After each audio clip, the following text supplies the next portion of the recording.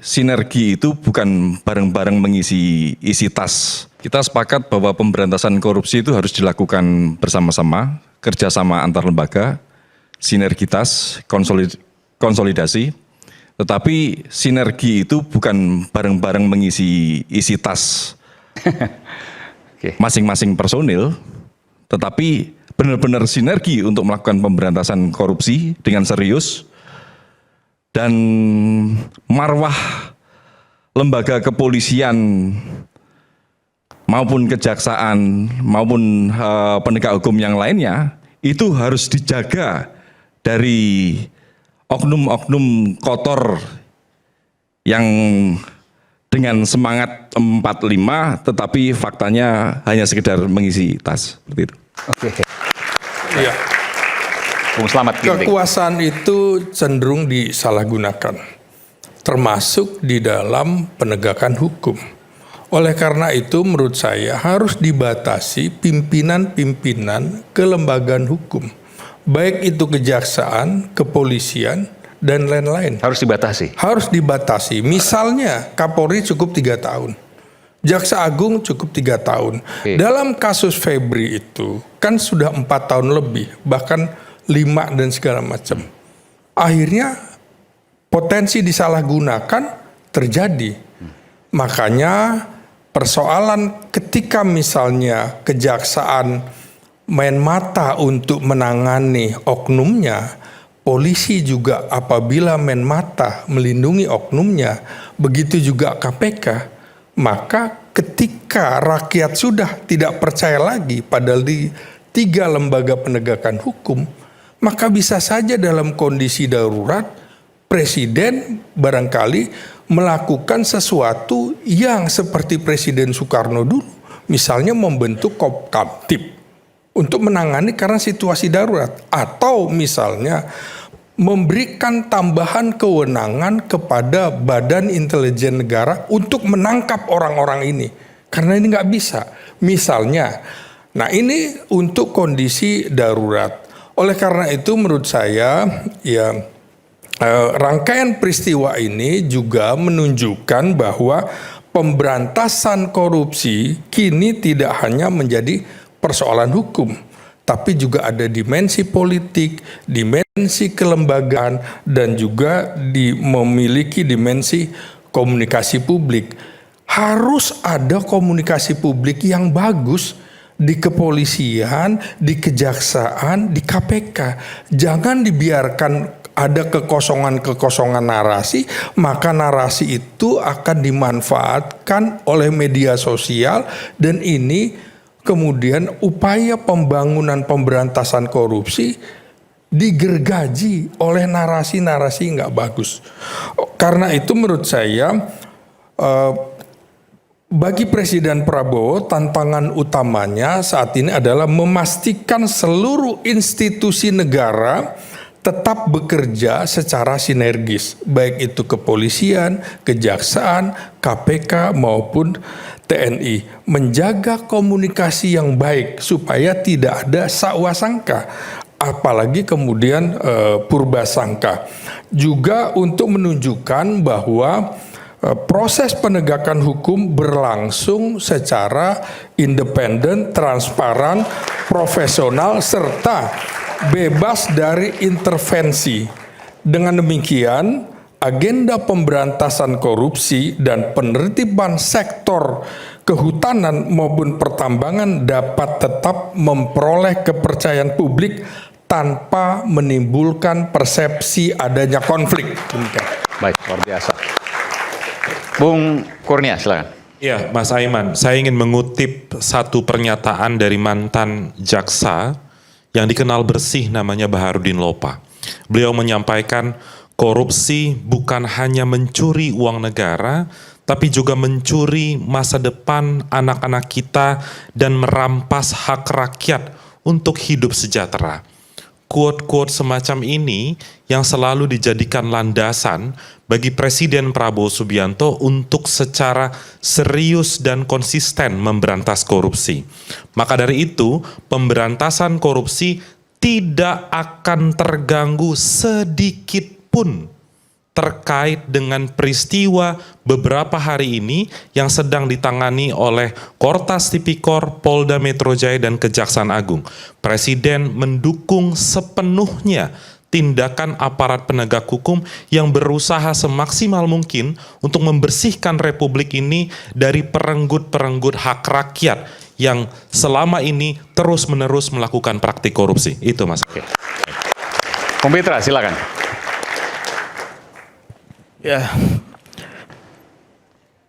momentum ditetapkannya Pepri dan Don Rito sebagai tersangka ini merupakan suatu pelajaran bagi kita semua dan menjadi catatan penting bahwasanya Pak Prabowo itu tidak pandang bulu terhadap siapapun. Bertepatan saya juga Bang Aiman sebagai TKD Prabowo Gibran DKI Jakarta karena berbicara tadi dukung-mendukung. Mungkin itu kenal saya tuh dari 2019 saya pendukung militannya Prabowo. Itu yang baju biru siapa teh namanya? Nah kita dari dulu dia kenal saya juga dan kita pernah berseteru juga. Nanti bisa diceritakan dia nanti kan gitu. Jadi Pak Prabowo juga pernah menyampaikan kepada kita di TKD bahwasanya jangan pernah hianati rakyat.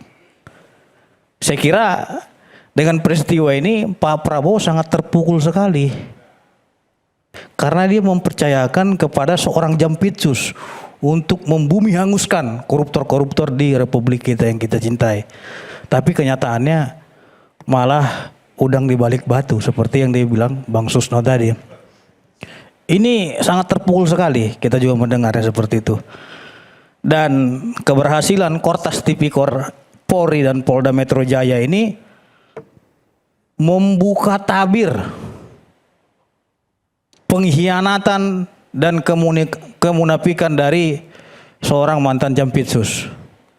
Harusnya Kapolri diberikan apresiasi oleh Pak Prabowo. Karena dia membuka wajah-wajah yang bermuka tebal dan wajah-wajah yang bermuka dua.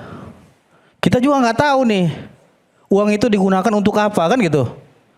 Apakah untuk kepentingan politik atau hal lainnya, kita juga nggak tahu itu. Tapi yang pasti saya yakin ya Pak Prabowo dengan peristiwa ini dia akan melakukan bersih-bersih di dalam jajaran internal penegak hukum untuk kebaikan rakyat ke depan. Nah, berbicara terkait dengan kasus mantan Jampitsus ini, Bang Aiman, saya juga salut terhadap Kortas Tipikor yang menggandeng FBI ya dalam kasus ini untuk mengecek emas batangan tersebut dan dolar Singapura dan dolar Amerika. Karena berdasarkan yang kami perhatikan Bang Aiman, itu emas itu ya tidak ada capnya. Oke. Saya khawatir dan saya menduga itu bisa jadi dari hasil tambang ilegal. Karena nggak ada capnya. Setahu saya emas batangan itu ada merek Antam contohnya kan gitu. Beratnya berapa ada tulisannya semua. Coba kita lihat polos di sini gitu loh. Hah? Polos gitu loh. Jadi kan kita nggak tahu itu 74 kilogram. Nah terus yang kedua terkait dengan LHKPN, masyarakat juga nggak bodoh loh. Masyarakat pintar sekarang ini. Karena dengan akses elektronik kita sekarang yang bisa mengakses sampai ke LHKPN. Dari 2022, harta yang bersangkutan itu kan cuma 6 miliar. Di 2023 naik menjadi 12 miliar, jadi 18 miliar. Yang menjadi pertanyaannya adalah, dari 2022 ke 2023 itu 1 tahun bertambah 12 miliar. Sedangkan gaji kejaksaan aja kita tahu berapa Bang. Kita bilang lah gaji pokok dan lain-lain 50 juta per bulan. Luar biasa, 12 miliar dalam 1 tahun. Dan kejanggalan ini sampai di 2025, stuck. 18 miliar. Nggak ada penaikan, harusnya kan naik terus dong. Walaupun naiknya itu nggak mencurigakan. Artinya apa? KPK juga saya lihat kecolongan di sini. LHKPN itu kan lapornya ke KPK. Nah tapi KPK juga seharusnya mengawasi apakah memang ada kenaikan yang memang wah signifikan kan gitu. Itulah tugas yang harus dilakukan KPK. Nah, melihat peristiwa ini, saya kira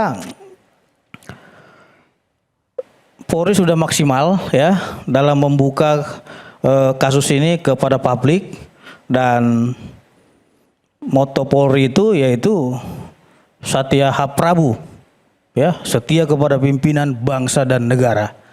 Dan saya yakin Polri tidak pernah berkhianat. Terima kasih, Bang Aiman. Oke. Oke. Silakan. Oke, saya tambahkan dikit ya. Di semua organisasi tidak ada anak buah yang salah. Kalaupun ada anak buah yang salah, berarti pemimpinnya yang tidak bisa membuat anak buahnya bagus. Ya, saya mengutip satu ucapan ini nih. Ikan busuk dimulai dari kepalanya. Kalau ada kemarin yang di coklat, Jangan juga lah bilang kepalanya.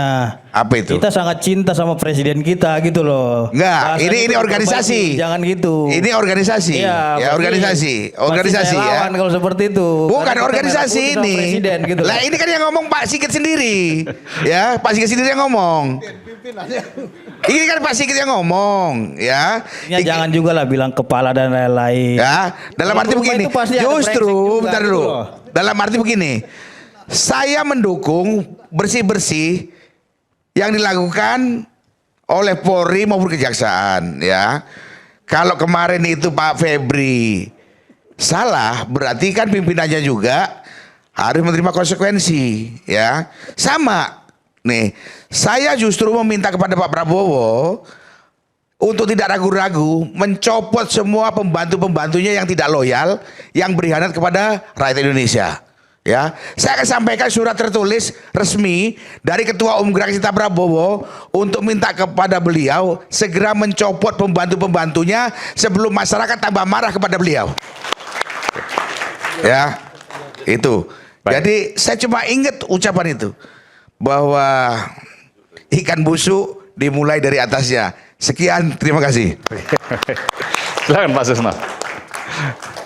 Ikan busuk dari kepalanya. Cocok. Nah, tapi saya sudah mendengar langsung dari Pak Presiden ya di Istana Kertanegara waktu kami dipanggil pertemuan sampai 5,5 jam.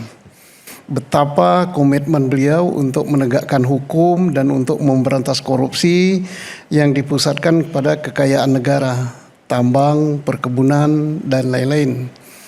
Jadi saya kalau katakan ikan busuk dari kepalanya tadi, saya pancung lehernya sedikit gitu. Kepala dan matanya enggak. Kalau kepala dan matanya kena itu presiden itu nantinya. Karena kepala daripada apa namanya jaksa itu Bisa dan dibilang kepala makar itu dari jadinya. Kapolri itu presiden. Presiden tingkatnya luar biasa. Ya, untuk itu tinggal bagaimana tadi kata beliau tadi pembantu-pembantu beliau. Tidak mungkin presiden akan mengawasi pelaksanaan apa namanya jalannya pemeriksaan, penyidikan sampai dengan proses persidangan dari FA ini. Ya nggak mungkin. Karena tugas presiden itu seabrek gitu. Jadi kita berharap sesuai himbauan beliau tadi, pembantu-pembantu presiden di bidang penegakan hukum betul-betul mengawasi ini. Satu.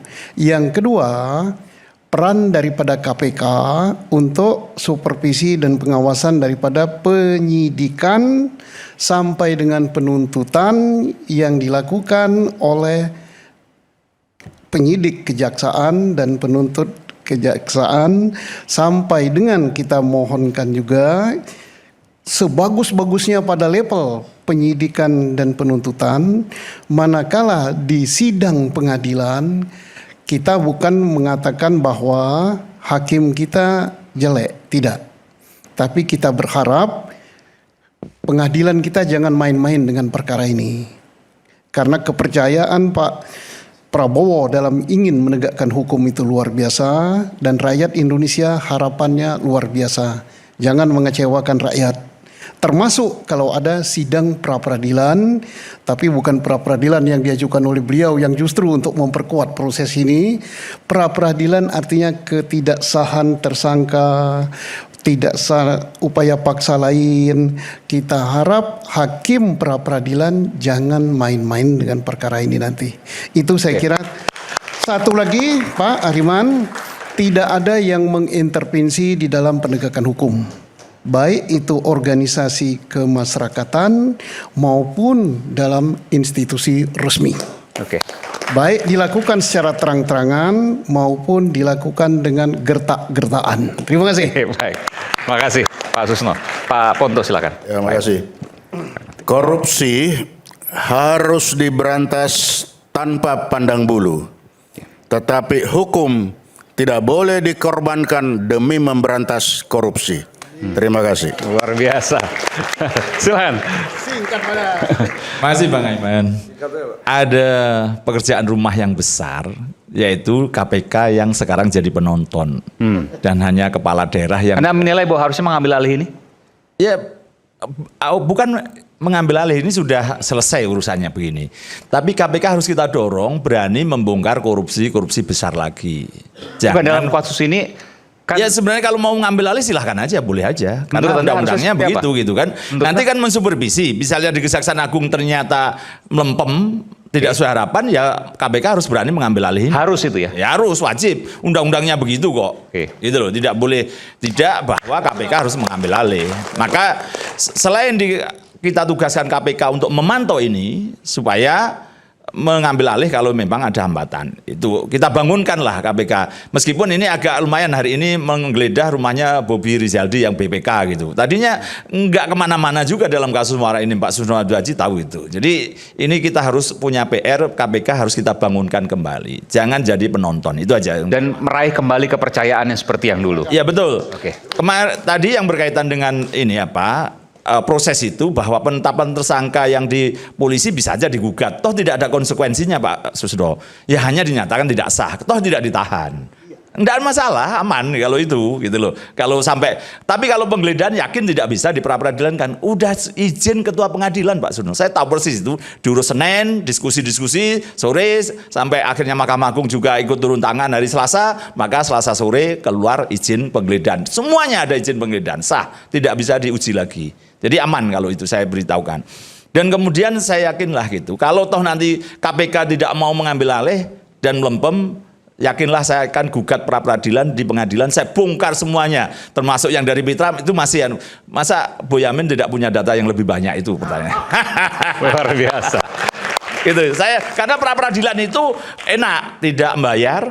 Tidak hanya sekali, boleh berkali-kali. Yang ketiga tidak bisa. Sekali lagi, Anda mau mengajukan pra peradilan soal ya menuntut Kejaksaan Agung karena melempem. Kan ada belum pasal, tahuan. ya Masih belum proses, baru awal. kan sebulan atau nanti kelihatan tidak ada progres ya gugat.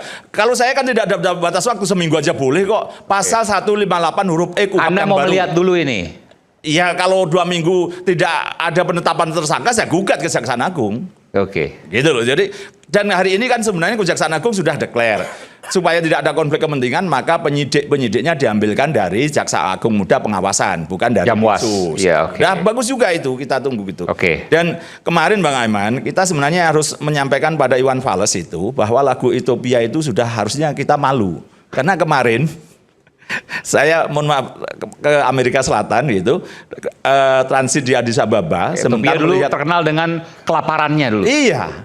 Karena 10 tahun terakhir ini 80-an, pemimpinnya itu amanah, Oke. hasil demokrasi, mensejahterakan rakyatnya, anti korupsi. Sekarang kita malu kalau melihat mereka sudah sejahtera, makmur, sudah kelihatan kemajuannya Bang Aiman. Yang dulunya kelaparan sekarang makmur. Makmur. Boleh saya katakan makmur luar biasa? Ya menuju makmurnya sudah kelihatan. Oke. Dan contohnya apa misalnya? Pesawatnya sampai ke ya dari data aja. Pendapatan rata-rata sudah di atas kita, nilai uangnya sudah di atas kita. Pendapatan per kapitanya, pendapatan setiap penduduknya di atas kita. Sudah di atas kita. Luar biasa. Dan kemudian kita melihat Garuda Indonesia kalah jauh dengan Ethiopian Airlines Bang. sampai ke Amerika sekarang. Dan juga di Amerika Selatan itu di Chile saya yang kunjungi, Peru dan Kolombia. Dulu yang Kolombia negara yang begitu Tapi saya senang, antah-berantahnya. ini karena demokrasi ya. Demokrasi dan pemimpinnya amanah. amanah, demokrasi Dan anti dan korupsi. amanah. Karena selalu bicarakan China, Singapura, yang bukan demokrasi, harus saya katakan seperti itu. Ya. Inilah contoh demokrasi yang tadinya kelaparan, sekarang luar biasa. Betul. Oke. Jadi inilah yang kita harus malu dan Iwan Fals harus datang ke Ethiopia supaya merubah lagunya gitu. Iya, iya.